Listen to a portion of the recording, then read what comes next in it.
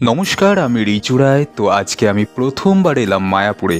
তো মায়াপুরে কিভাবে আমি ঘুরতে এলাম হাওড়া থেকে সেই জার্নিটা তোমাদেরকে দেখাবো, এবং মায়াপুরে এসে আমি 100 টাকার রুমে ছিলাম সেটাও তোমাদেরকে দেখাবো। আজকে আমার ভ্রমণটা শুরু হচ্ছে লিলুয়া স্টেশন থেকে। হাওড়া স্টেশনের পরের স্টেশন লিলুয়া স্টেশন। তো এই ভ্রমণে আমরা দুটো ফ্যামিলি যাচ্ছি, আমার ফ্যামিলি আর আমার বন্ধু সৌরভের ফ্যামিলি। তো আমরা দুটো ফ্যামিলি মিলে আজকে আমরা মায়াপুর যাচ্ছি। লিলুয়া থেকে 25 টাকার টিকিট কেটে আমরা প্রথম যাচ্ছি বিষ্ণুপ্রিয়া হল্টে। সকালবেলা আমরা লিলুয়া থেকে 8:08-এর ট্রেনটা ধরলাম। এই ট্রেনটা হচ্ছে হাওড়া কাটোয়া লোকাল। এই ট্রেনটা হাওড়া থেকে ছাড়ে সকাল 8টায় আর লিলুয়ায় আসে সকাল 8:08-এ। তো এই ট্রেনটা আমরা ধরে এখন আমরা যাব বিষ্ণুপ্রিয়া হল্টে। আর একটা কথা মনে রাখবেন, এটা কিন্তু হাওড়া কাটোয়া লোকাল। ট্রেনে খুব ভিড় হয়েছিল, তো সৌরভ সিট পায়নি। তো একটা সিটে তোমরা দেখতে পাচ্ছ আমার মা, সৌরভ আর সৌরভের বউ মাম্পি তিনজনে চেপে চুপে বসেছে। আমি ভিডিও করছিলাম বলে মাম্পি মাঝে মাঝে খুব হাসছিল। তো যাই হোক, আমরা এগিয়ে চললাম বিষ্ণুপ্রিয়া হল্টের দিকে।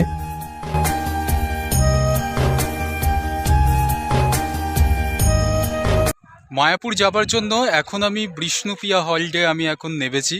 তো আমি বিষ্ণুপ্রিয়া হল্টে নামলাম। এখান থেকে টোটো করে আমি যাব এখন ফেরিঘাট। টোটো করে এখন আমরা ফেরিঘাটের দিকে যাচ্ছি, আর টোটোতে ভাড়া পড়েছে মাত্র 15 টাকা করে।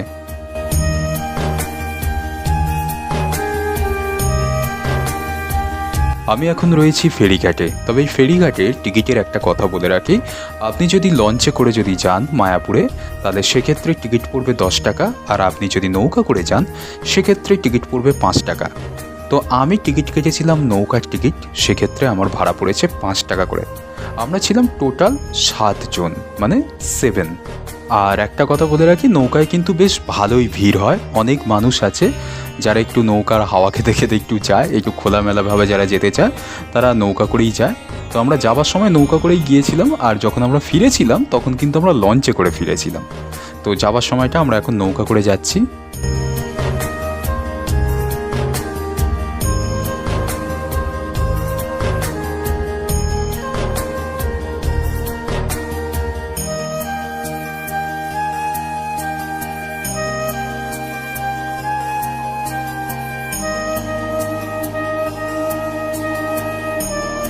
ফাইনালি চলে এলাম মায়াপুরে, আর আমরা নৌকা করে এসেছি।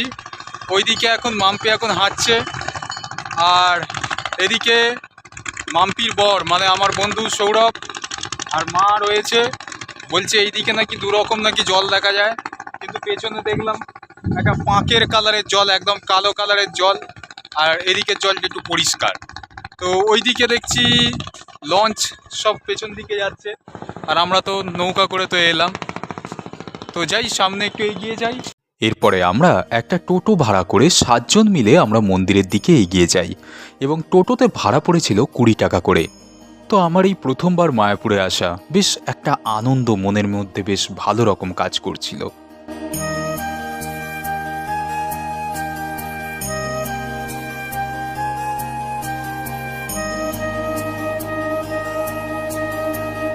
কিন্তু প্রথম দিন আমাদের একটা সমস্যা কি হলো, আমরা মন্দিরের ভেতরে কোনো রুম পেলাম না। সেই জন্য মন্দিরের গেটের ঠিক উল্টো দিকে দি নিউ হোটেল নামে একটা হোটেল আমরা নিয়ে নিলাম, এবং এই হোটেলটা আমাদের ভাড়া পড়ল 700 টাকা। তো এই হোটেলের রুমগুলো ছিল অত্যন্ত পরিষ্কার পরিচ্ছন্ন। তোমাদেরকে আমি এইটাই দেখাচ্ছি, অত্যন্ত পরিষ্কার পরিচ্ছন্ন, এবং ঘরের কালারটা ছিল বেশ ভালো। 700 টাকা করে এক একটা রুমের ভাড়া পড়েছে আমাদের, এবং ব্যবহার যথেষ্ট ভালো ছিল। কোনো রকম কোনো অসুবিধা হয়নি, সব রকম পরিষেবা যথেষ্ট ভালো ছিল। তো সেই জন্য রুমটা যেহেতু মনের মতন পছন্দ হলো বলে রুমটা আমরা নিয়ে নিলাম, এবং বারান্দাটা ছিল যথেষ্ট লম্বা, এবং প্রতিটা রুমের জানালা থেকেই কিন্তু মন্দির দেখা যাচ্ছিল। এটা ছিল রুমের মধ্যে প্লাস পয়েন্ট, মানে এই হোটেলের প্লাস পয়েন্ট আর কি। এরপর আমরা আর কোনো রকম দেরি না করে আমরা মন্দিরের ভেতর থেকে 50 টাকা দিয়ে ভোগ প্রসাদের জন্য কুপন কেটে নিয়েছিলাম, আর আমরা এখন সেই ভোগ প্রসাদের জন্য যেদিকে লাইন পড়েছে আমরা সেদিকে এখন এগিয়ে যাচ্ছি। লাইন দিতে গিয়ে দেখলাম যে আমাদের আগে আরও অনেক লোক কিন্তু লাইন দিয়ে আছে। তবে এখানের একটা ভালো প্লাস পয়েন্ট বলে রাখি যে একবার যদি লাইন ছাড়া শুরু হয় তাহলে প্রচুর মানুষকে ভেতরে ঢুকিয়ে দেওয়া হয়। তার কারণ হচ্ছে ভেতরের জায়গাটা, মানে যেখানে ভোগ প্রসাদ দেওয়া হবে সেখানে ভেতরের জায়গাটা কিন্তু অনেক বড়। সেই জন্য একবার যদি লাইন ছাড়া শুরু হয় তাহলে প্রচুর মানুষকে ভেতরে ঢুকিয়ে দেওয়া হয়।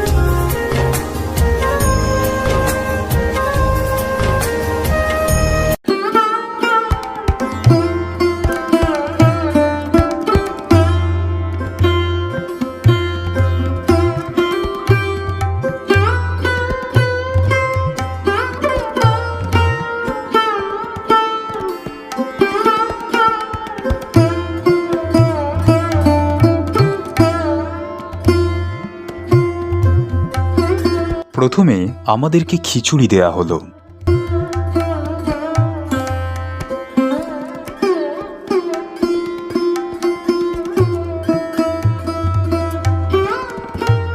এরপর দেয়া হলো গরম গরম ভাতের সাথে গরম গরম তরকারি।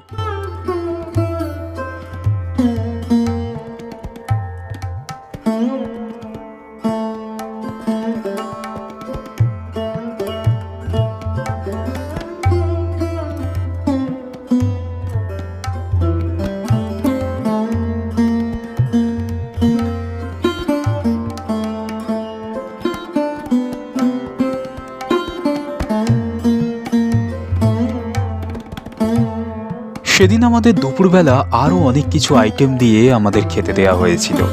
তো যাই হোক, প্রথম দিনটা মায়াপুর ভ্রমণ বেশ ভালোই কাটল। তো আমি এবার দ্বিতীয় দিনের চ্যাপ্টারে চলে যাব। দ্বিতীয় দিন আমার কেমন কাটলো এবার সেটা তোমাদেরকে এবার একটু দেখাবো। গতকাল নিত্যানন্দ কুটিরে গিয়েছিলাম কিন্তু ওখানে কোনো রুম পাইনি, তো সেই জন্য বাইরের একটা হোটেল ভাড়া নিয়ে আমাকে থাকতে হয়েছিল। ফুল ফ্যামিলি, আমার ফ্যামিলি এবং আমার বন্ধুর ফ্যামিলি, দুটো ফ্যামিলি আমরা হচ্ছে বাইরে একটা হোটেল নিয়ে ওখানে ছিলাম। দ্বিতীয় দিন আজকে আমরা দেখছি ভেতরে কোনো রুম পাই কি না। মাম্পির অবস্থা, মাম্পি এখন হাঁটতে পারছে না ব্যাগ নিয়ে। ও এখন বলছে আমি কতক্ষণে আমি যাব। ও এখন পাগল হয়ে গেছে এতটা হাঁটতে হাঁটতে। দেখি গৌরাঙ্গ কুটিরে আমরা কথা বলি। গৌরাঙ্গ কুটিরেই এখানে আমরা একটু কথা বলে নেব। তো এইটা হচ্ছে গৌরাঙ্গ কুটির। তো এই বেড়ার ঘর আর ওপরে টিনের ছাউনি। এটার প্রাইস হচ্ছে 100 টাকা। আমি এখন যাচ্ছি নিত্যানন্দ কুটিরের দিকে, কারণ ওখান থেকে আমাদের স্লিপটা করাতে হবে। এখানে আমি কথা বললাম, বললো যে এখানে সরাসরি কোনো রুম দেবে না। তার কারণ হচ্ছে নিত্যানন্দ কুটিরে গিয়ে ওখান থেকে স্লিপটা করিয়ে আনতে। নিত্যানন্দ কুটিরে স্লিপটা করালে তারপর এখানে রুমটা দেবে ওরা। আমরা এখন চলে এলাম নিত্যানন্দ কুটিরে। তো এইটা হচ্ছে নিত্যানন্দ কুটিরের গেট, তোমরা দেখতে পাচ্ছ। একটু আমি কাছ থেকে আর একটু ভালোভাবে দেখাই। এইটা হচ্ছে নিত্যানন্দ কুটির। তো এই নিত্যানন্দ কুটিরের ভেতরের যে রুমগুলো, এগুলো পাকা রুম। তো এগুলোর ভাড়া হচ্ছে 200 টাকা করে। কালকেই নিত্যানন্দ কুটিরে আমি এসেছিলাম কিন্তু রুম পাইনি। সেই জন্য আজকে আর একবার এলাম, দেখছি রুম পাই কিনা। তবে আজকে রুম নিলে আমি কিছুক্ষণের জন্য নেব, কারণ আমার বেশিক্ষণ লাগবে না আজকে রুম।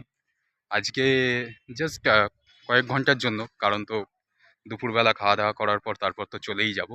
তো কয়েক ঘন্টার জন্য রুমটা নিচ্ছি আমরা 7 জন। দেখি যদি একটা রুমে যদি থাকা যায়, মানে জাস্ট শুধু ব্যাগটা রাখার জন্য। এইটা হচ্ছে প্রথমেই রিসেপশন, নিত্যানন্দ কুঠিরে রিসেপশনে কথা বলতে হবে এবং রিসেপশন থেকেই আমাদেরকে স্লিপটা দেবে। এখন আমি আপনাদেরকে নিত্যানন্দ কুটিরটা একটু ঘুরিয়ে দেখাচ্ছি। লম্বা বারান্দা, পাকা ঘর এবং ওপরে টিনের ছাউনি। এই ঘরগুলোর ভাড়া হচ্ছে 200 টাকা করে। চারিদিকটা ফুলের গাছ দিয়ে সাজানো, বেশ পরিষ্কার পরিচ্ছন্ন এবং দারুণ লাগবে এই জায়গাটায় আপনি যদি থাকেন। ঘরগুলোর ভাড়া 200 টাকা। বেশ একটা শান্ত পরিবেশের মধ্যে ঘরগুলো।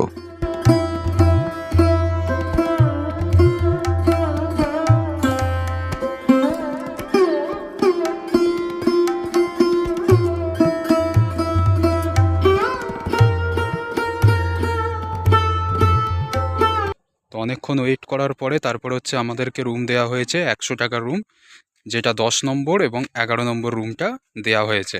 অনেকক্ষণ অপেক্ষা করতে হয়েছিল রিসেপশনে। কি কাকা, কতক্ষণ অপেক্ষা করতে হয়েছিল? আধ ঘন্টা 1 ঘন্টা মতন। বাবা এসেছিল, কাকা এসেছিল আর আমি এসেছিলাম, 3জন এসেছিলাম। 3জন এসে তারপরে কার্ডটা পেলাম। আর এখানে তোমাদেরকে বলে রাখি, এখানে কিন্তু অনেক কিছু প্রশ্ন করে। হ্যাঁ, প্রশ্ন করাটাই স্বাভাবিক। আপনি কার সাথে এসেছেন, কি ব্যাপারে এসেছেন, সমস্ত কিছু প্রশ্ন করবে, অনেকগুলো প্রশ্ন করবে। আর এদের প্রশ্ন করাটা স্বাভাবিক, কারণ হচ্ছে এখানে মানে যেহেতু একটু স্বচ্ছভাবে কাজ হয়, সেই জন্য স্বচ্ছভাবে অনেক কিছু প্রশ্ন করে, ঠিকঠাকভাবে প্রশ্নগুলোর উত্তর দিতে হবে। তো এই হচ্ছে পুরো বিষয়টা। আর এখন আমি যাচ্ছি রুমের দিকে। নিত্যানন্দ কুটির থেকে আমি এখন যাচ্ছি গৌরাঙ্গ কুটিরের দিকে, মানে যেটা ওই 100 টাকার রুমটা পেয়েছি, ওই 100 টাকার রুমে ওইখানে যাচ্ছি। তো এখন আমি দেখাচ্ছি গৌরাঙ্গ কুটিরের ঘরগুলো। গৌরাঙ্গ কুটিরের সমস্ত ঘরই কিন্তু বেড়ার ঘর এবং এগুলোর ভাড়া হচ্ছে 100 টাকা।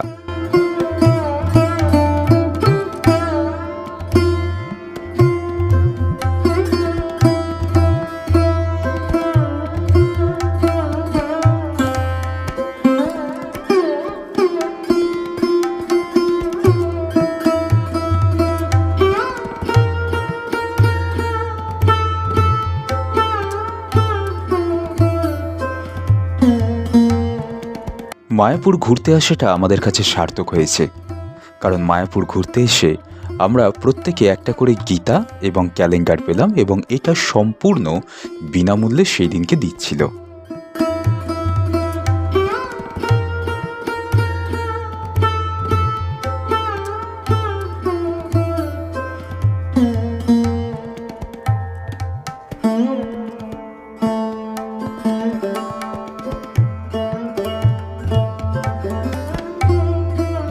তো এই হচ্ছে 100 টাকার রুম,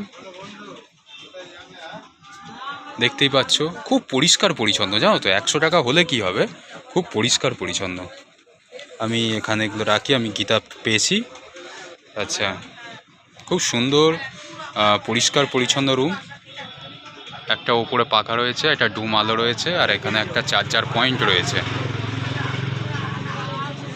রুমটা নিয়ে জাস্ট কোনো কথা হবে না। তো এটা হচ্ছে বেড়ার ঘর, আর ওপরটা হচ্ছে দেখো, ওপরটা টিন আর চারিদিকে বেড়া। খুব সুন্দর ঘর। রুমের মধ্যে ব্যাগ ট্যাগ রেখে এখন আমি যাচ্ছি গোশালা দেখতে, গোশালার দিকে যাচ্ছি। তো বেরিয়েছি, একটু গোশালাটা দেখে যাই।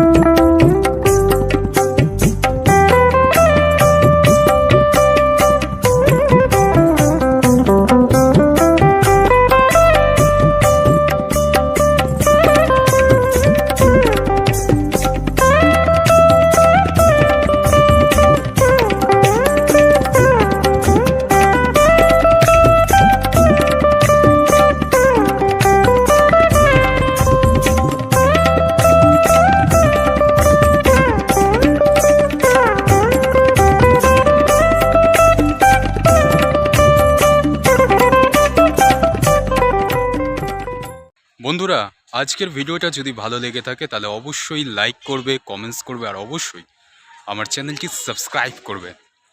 সো আজকের মতন বলতে হচ্ছে টাটা অ্যান্ড গুড বাই। ভালো থাকবেন, সুস্থ থাকবেন, আর দেখতে থাকবেন আমার ইউটিউব চ্যানেল।